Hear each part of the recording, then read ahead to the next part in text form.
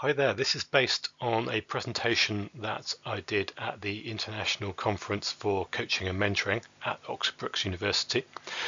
And it's based on a bit of research I did for my MA dissertation at Brookes, and it's all about AI chatbot coaching.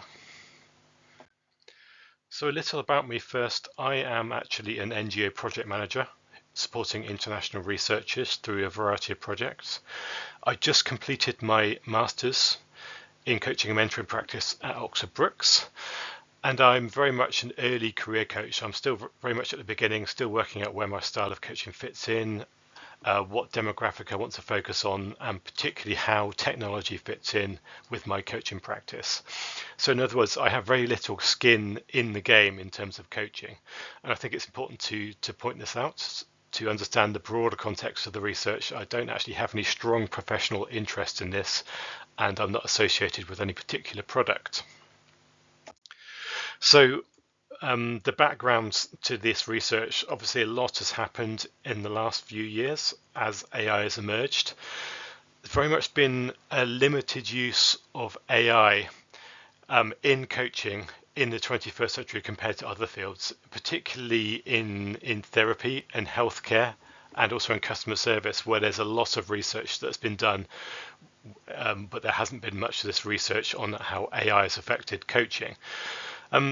During the COVID pandemic, there was a pivot to online for coaches, so coaches had to adapt very quickly to delivering coaching in digital environments and remote environments. And then on top of this massive change, the emergence of generative AI in very late 2022, particularly with things such as ChatGPT and large language models, or LLMs, as I will mention later. And what this has meant is there's been an explosion of AI coaches, many of which are quite poor quality. And there's also, alongside this, there's always been an aspiration for the so-called democratization of coaching, and people have been wondering whether these two things actually fit together. So the reaction from coaches amongst all this has been either resistance, or perhaps seeing an opportunity in this, or even as a way of seeing the real value of human coaching to differentiate it from AI coaching. And so my research really wanted to find out, to sort of look into what is AI coaching, and what is this AI coaching thing? What does it actually mean? What actually happens when somebody is talking to an AI coach? And these were the preliminary research questions that I had. Is AI-led coaching actually coaching as we currently understand it?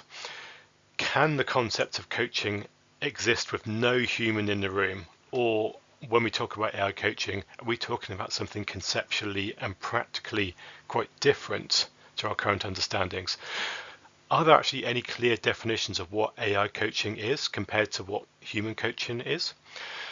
And in the actual experience of being coached by AI, are there any similarities or differences in practice with human coaching?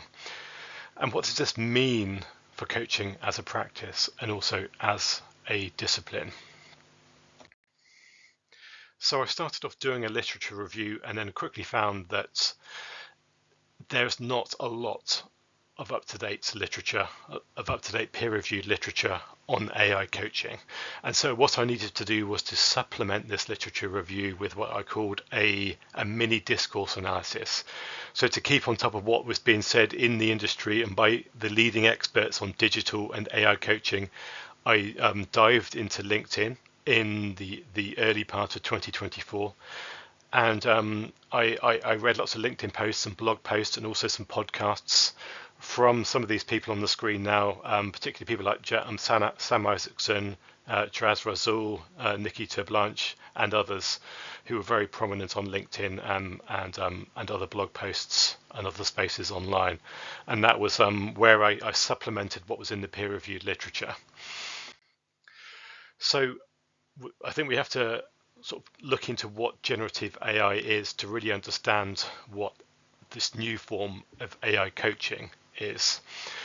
So there have been many forms of AI, and there still are very many forms of different types of artificial intelligence that have been used for conversations with humans. But going back quite a long time, there were some very early chatbots, even in the 60s, that were controlled by AI. There was the Eliza chatbot, which was used as a therapist, which was surprisingly effective despite having a very simple script.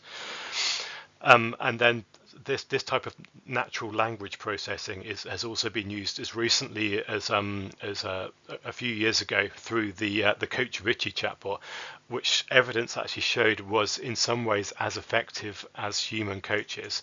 But this sort of script-based AI still seems a little bit clunky.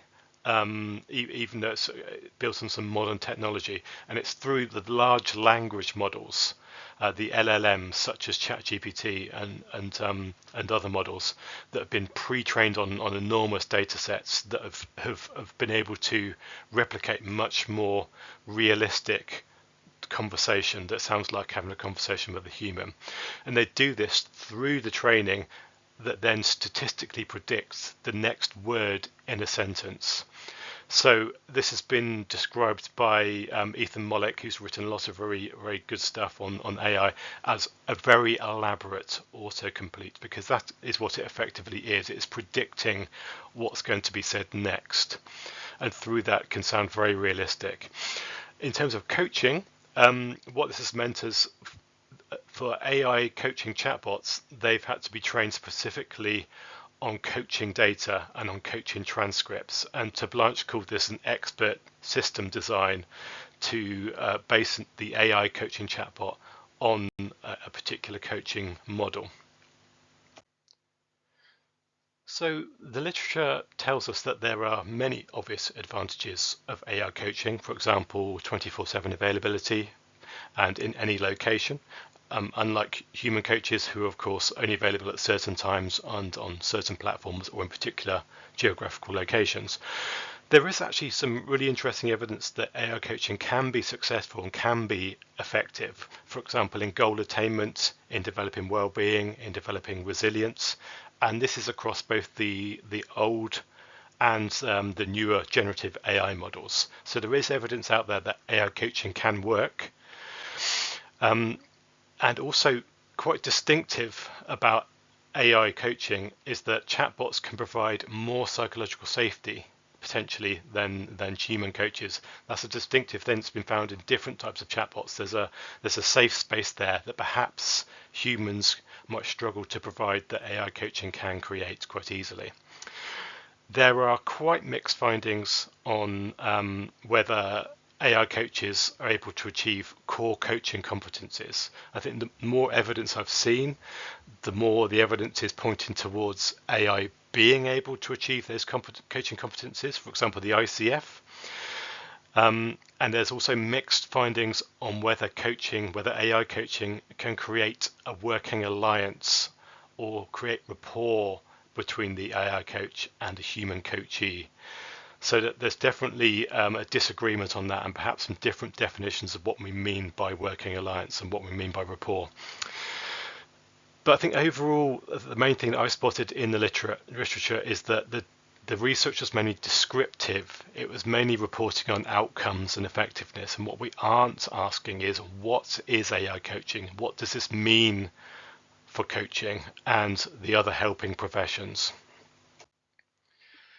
There's also lots more evidence out there on AI chatbots from other fields, as I've already mentioned, particularly customer service, healthcare, and there's lots of evidence around therapy chatbots.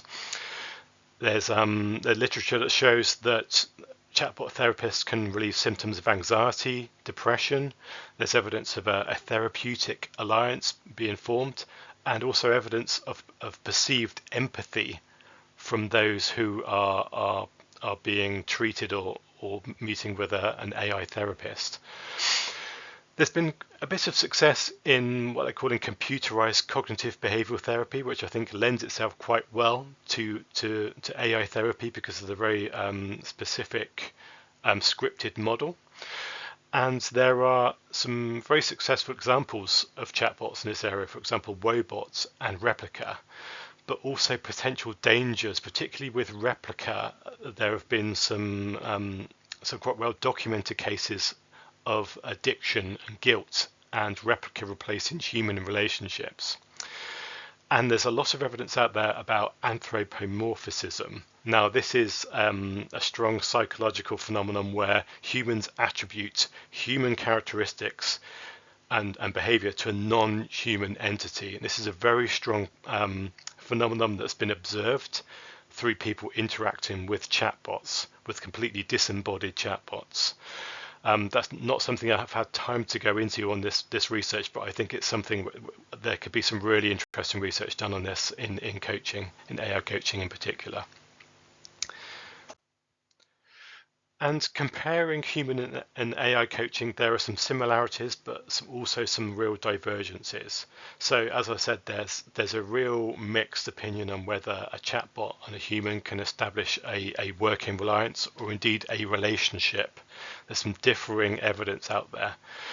And also whether a chatbot can hold a space, particularly a space in time and in physicality. And also human presence and embodiment. Chatbots certainly don't seem to have the skills to be able to replicate these sort of very powerful phenomenons in face-to-face human coaching. And something that's been said quite a lot is that there seems to be a missing spark, or there's a missing magic that you find in a human relationship that the AI can't possibly recreate.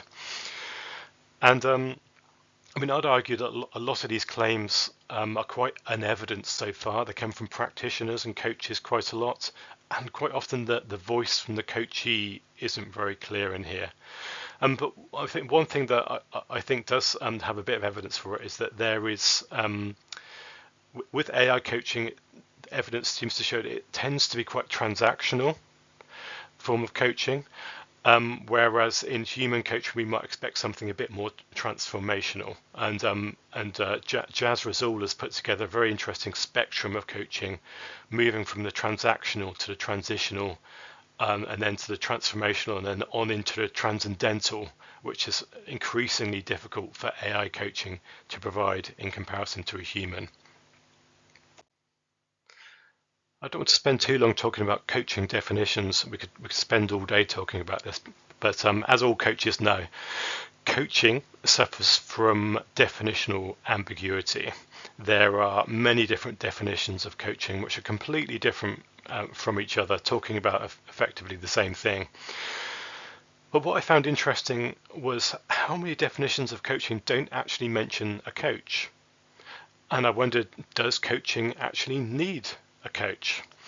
So looking at the different definitions, some very much talk about a partnership or relationship, but others talk about the process being something about unlocking, and others talk about conversation. Quite often conversation is mentioned as the main process in coaching, but not always mentioning how that happens and whether that actually involves two humans. So I found that quite often definitions talk about the relationship or the process or the outcome, but that relationship is not always mentioned. Also, there's another definition I came across by, I think it was Julie Starr, talked about coaching as conversation with a purpose and a space where someone can think through what's going on. So I thought this is really interesting that not all definitions actually mention a coach. So there have been a few attempts at defining what AI coaching actually means, and I've put an asterisk here because not all of these definitions come from the coaching field, but I found some of them quite helpful. So some think of AI coaching as a form of self-coaching. Some think of it as a kind of a digital mirror, perhaps a safe space reflexivity tool, and I quite like Isaacson's definition as facilitated self-reflection. So there are some definitions that we can build on. And this was my approach to the research.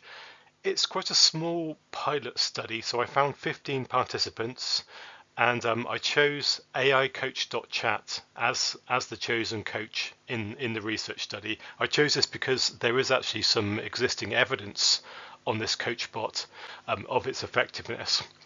So what I got is my participants took at least 3 sessions with the AI coach, and they seemed to last about 20 to 30 minutes on average.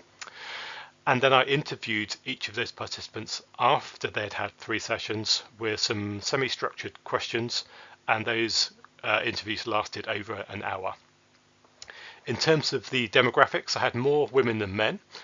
Most people had no coaching experience, but there were a few that did have some experience of coaching, and actually a couple of people that had experience of being a coach.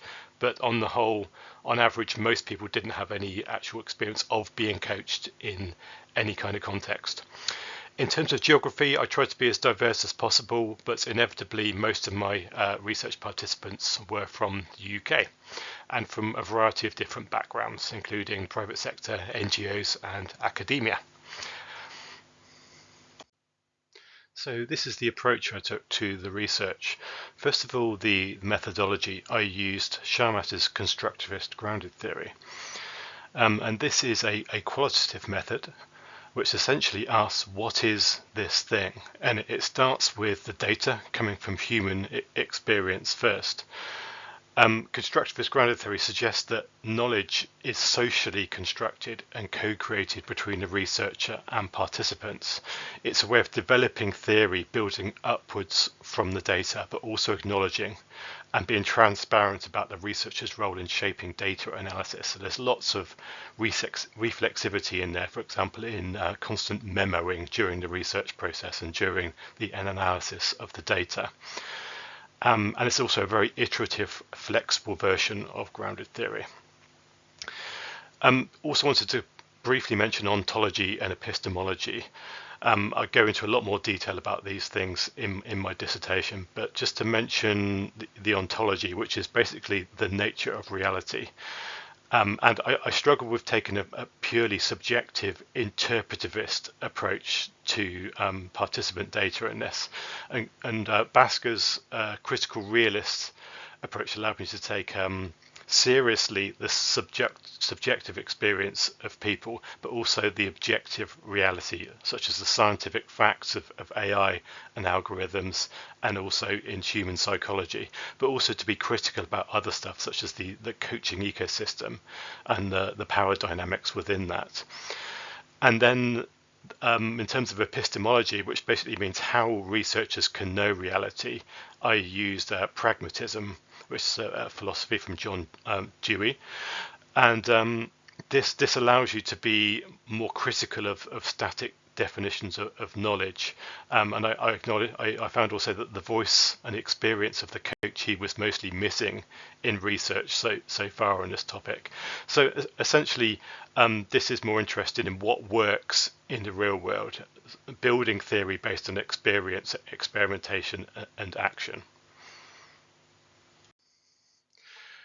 And there were 3 main coding processes in constructivist grounded theory that I followed. This started with initial coding, where looking at the transcripts, I went through a line-by-line coding, really to keep grounded in those participants' experiences, going through every single line, highlighting different words and phrases. And it's very much focused on capturing actions and interactions and meanings within those words, in what the participants said after their experience with the AI coach.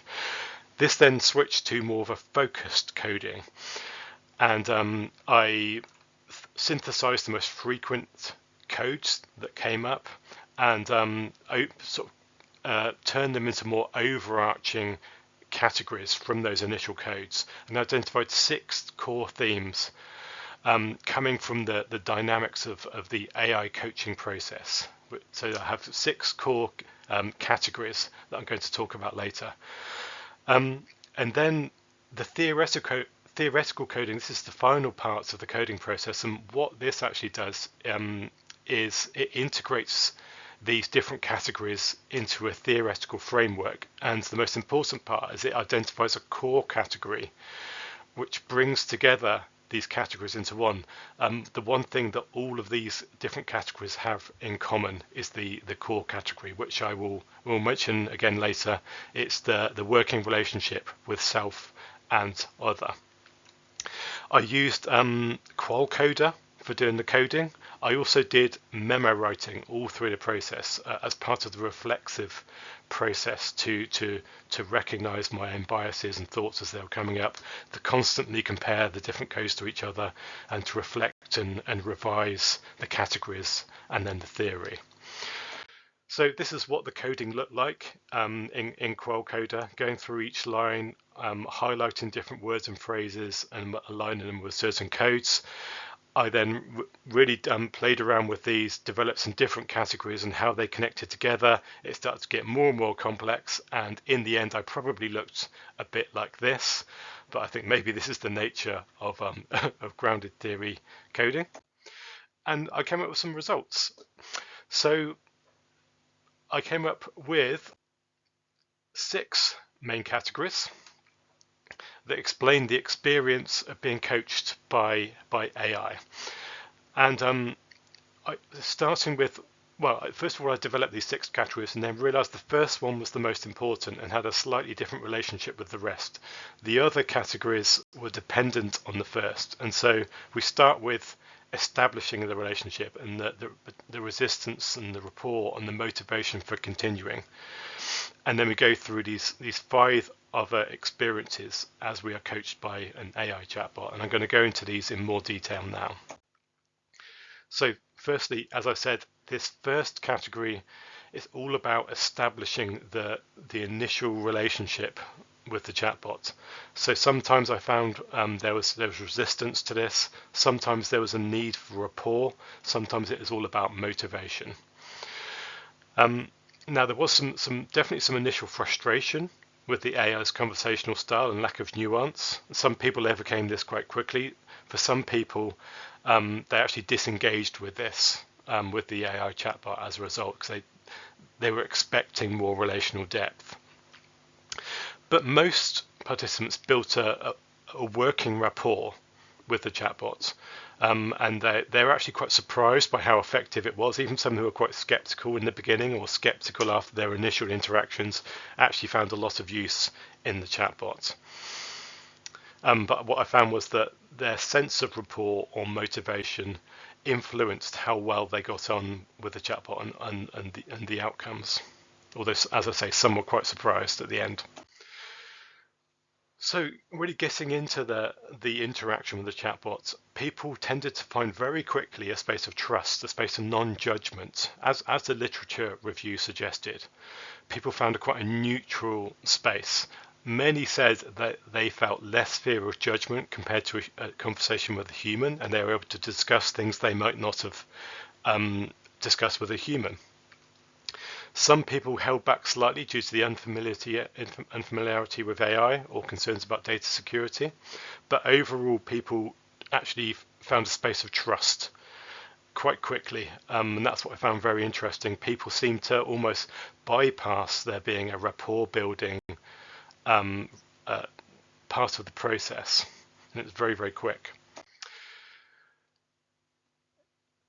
There was a kind of a professional transactional relationship that happened. People didn't like to use the word relationship. They were very conscious that this wasn't human and that this was a chatbot.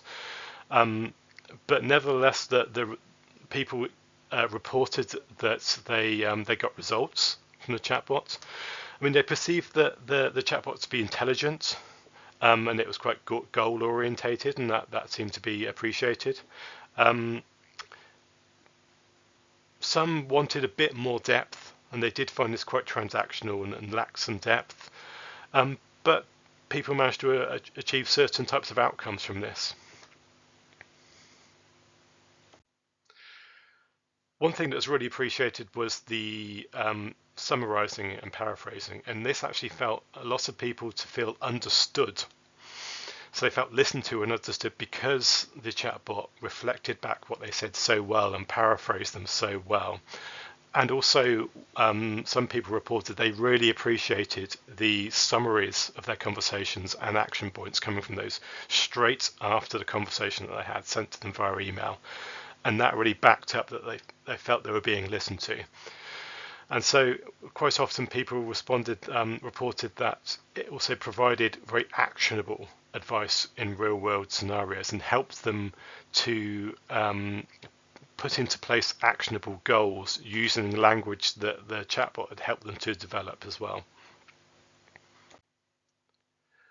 And people did report back that they had reflected quite deeply in the process with the AI coach. They've been prompted into self-reflection through the kind of questions that the coach was asking, through the questioning, which is very much reported back as non-directive.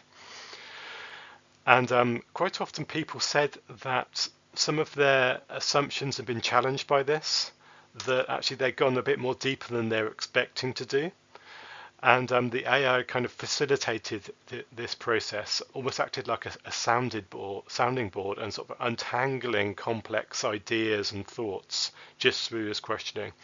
And for me, when people were talking about their experiences, this definitely sounded like coaching.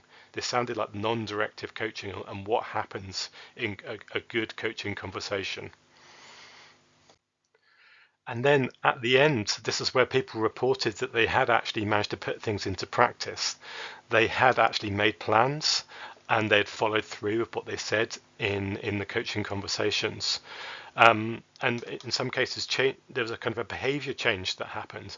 And this was done through the coach sort of taking quite a gradual approach. With small steps, asking people to make small steps towards a certain goal. It encouraged people to break down tasks and make incremental changes.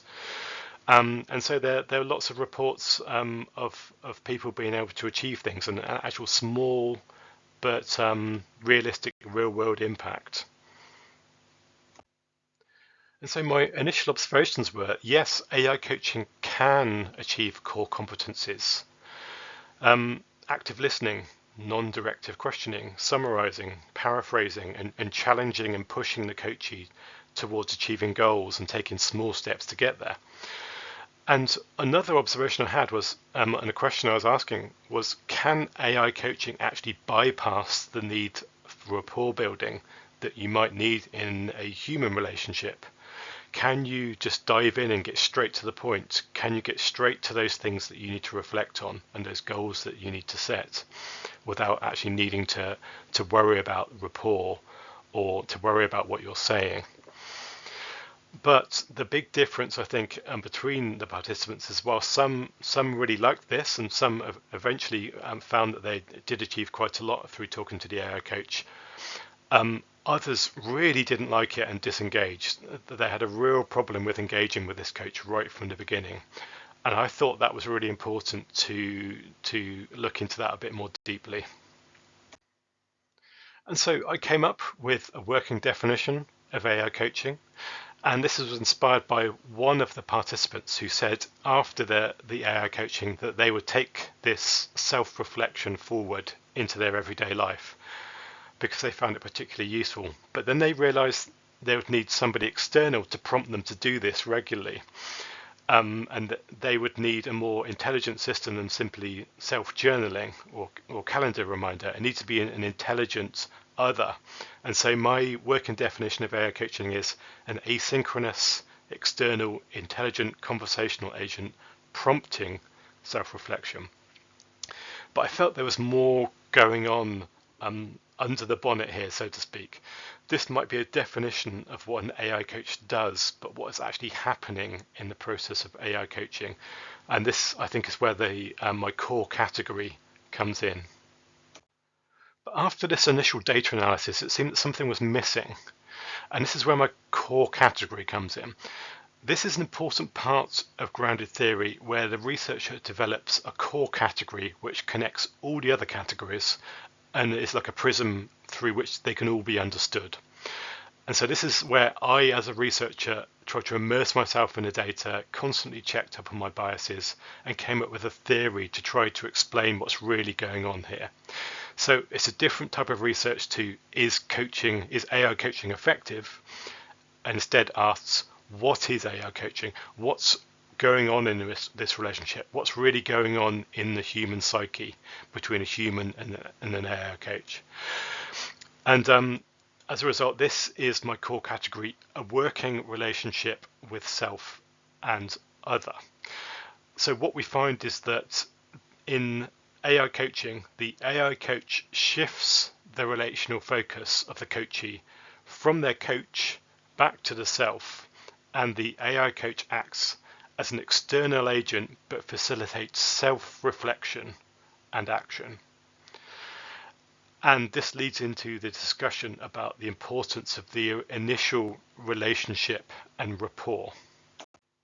So I was really interested in why some people were very resistant to the AI coaching, some were quite receptive, and many were motivated to continue with the AI coaching despite a slightly difficult start in some cases. And I looked to Decky and Ryan's self-determination theory to try explaining this, and I felt that this resonated with a lot of the experiences I was hearing from participants.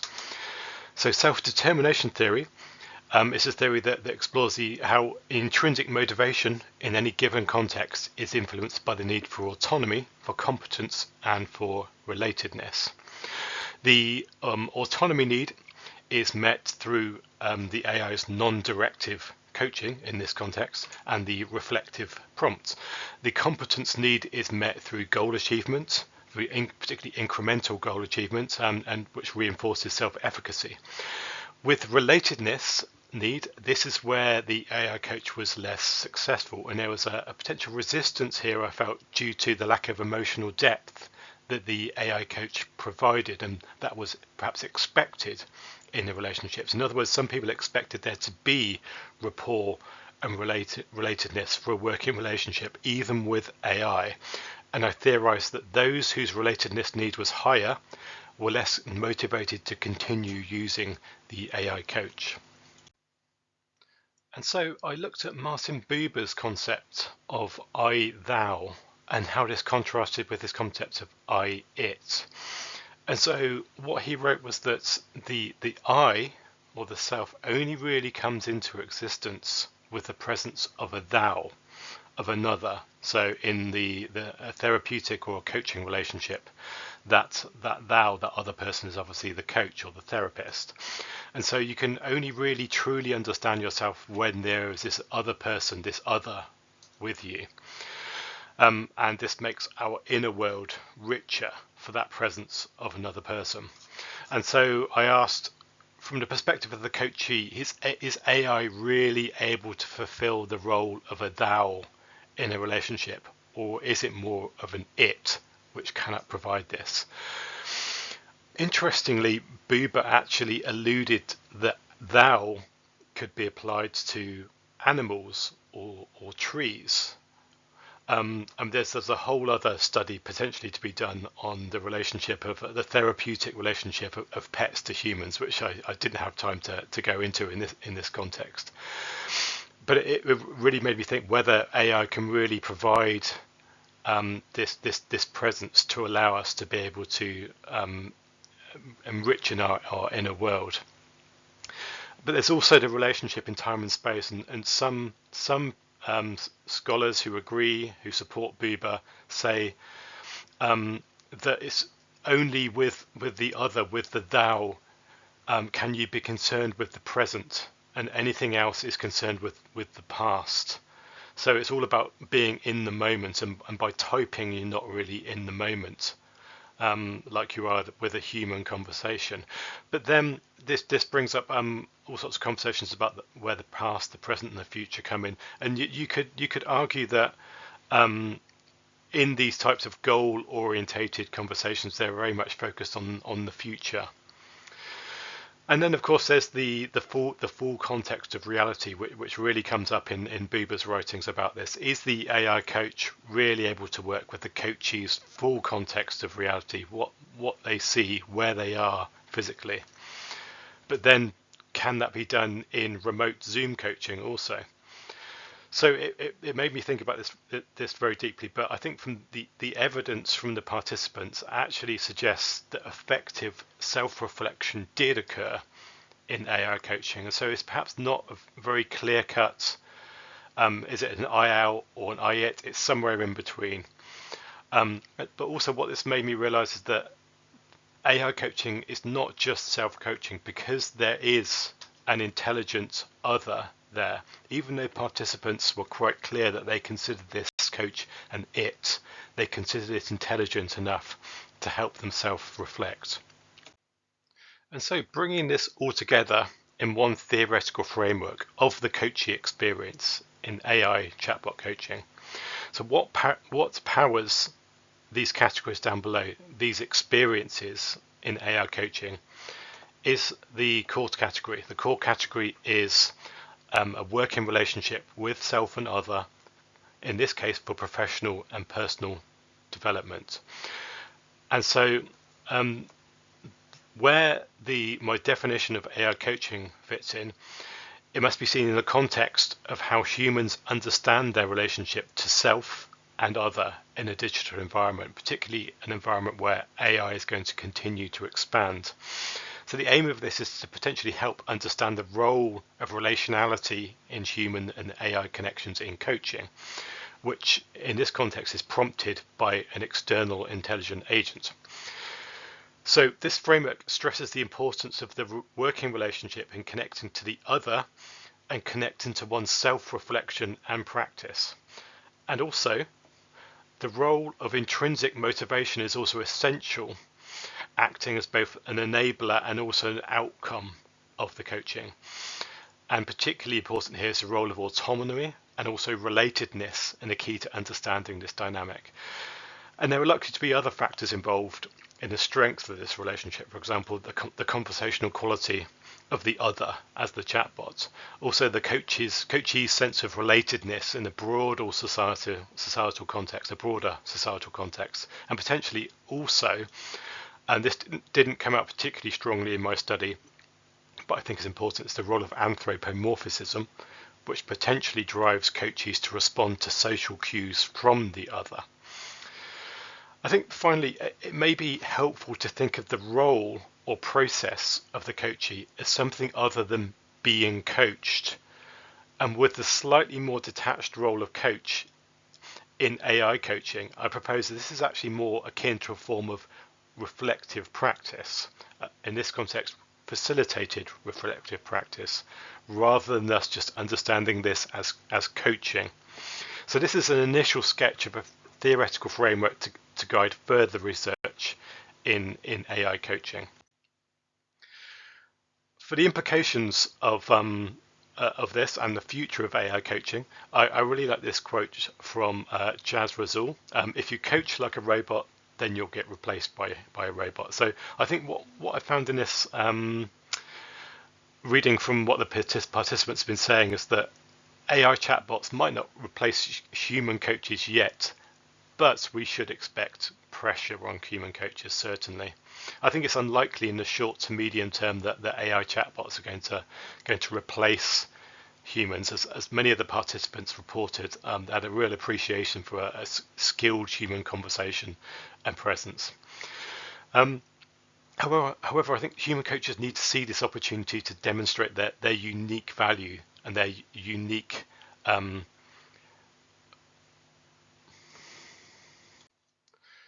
So thinking about the future of AI coaching, if the choice continues to be between AI and nothing for most people, then surely it's good enough for AI to replace no coaching at all. Additionally, if we're thinking about democratization and potentially creating a two-tier coaching ecosystem with face-to-face coaching and AI coaching, it might mean that this democratization might mean that recognizing that AI coaching is understood as something else.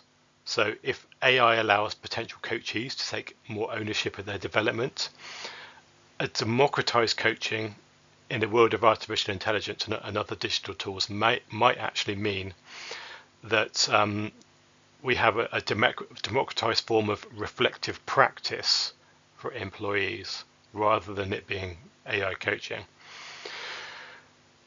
The organizational context of AI coaching also needs further research. Many participants mentioned that they might have more ethical concerns or have actually responded differently to an AI coach if it was provided by their organization. And we should also think about where AI coaching sits in this era of ChatGPT and various other AI productivity tools out there. There's evidence that some users coming to AI coaching have expected it to provide them with more direction and information, with the expectation that AI will solve all of their problems for them. So non-directive, goal-orientated coaching can be particularly important in autonomy support. But some participants in the study were not comfortable with this approach. With the growth of general large language models such as ChatGPT, they're able to provide instant conversation embedded with information, creativity, professional skills, advice. AI coaches are going to have to have a very clear niche and purpose in this marketplace of human development. So the limitations of the study, obviously a small sample, mostly UK based. The length of the project also was relatively short, so they had quite a short exposure to the AI coach, and it might be particularly interesting to have to measure a longer term relationship being coached by an AI chatbot. This focused on one particular AI coaching chatbot which used a specific style on coaching models, and it might be that other chatbots have quite different results and have a different approach to their relational style. And there wasn't much space to consider ethical concerns that participants had with AI coaching in general. For future research recommendations, this was very much an initial pilot study, which hopefully will suggest and inspire other research that builds on this and builds on this kind of approach. I think more longitudinal research would be really interesting to investigate the long-term effects of chatbot-based coaching, particularly on behavior change, relational dynamics, and long-term individual development. As I've mentioned several times, I think anthropomorphism is a really powerful phenomenon that hasn't really been researched in AI coaching yet, and will probably come up much more powerfully over a longer term with the chatbots that have a closer relational style. I think there was a hint in this study that demographics played a part in engagement and effectiveness of an AI coach, particularly in terms of that initial rapport building, and different personality styles and knowledge of coaching could also have an impact. But it's difficult to draw conclusions based on such a small sample.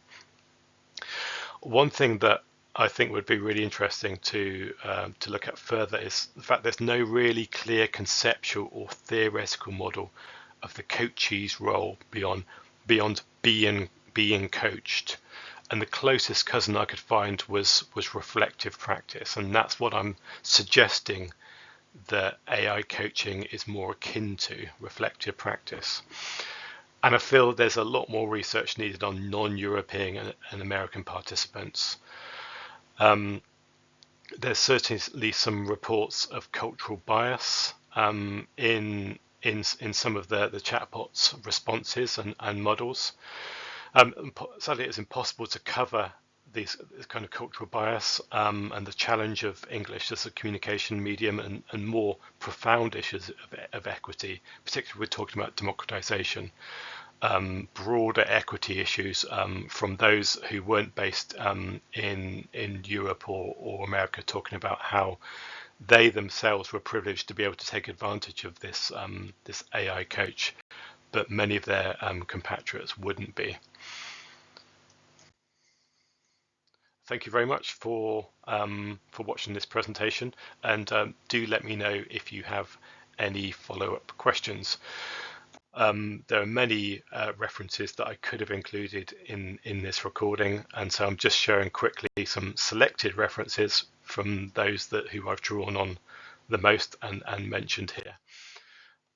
But the full dissertation will be released with the literature review, and I'll also be writing this up into a research paper, which should hopefully be published in the next few months. Thank you.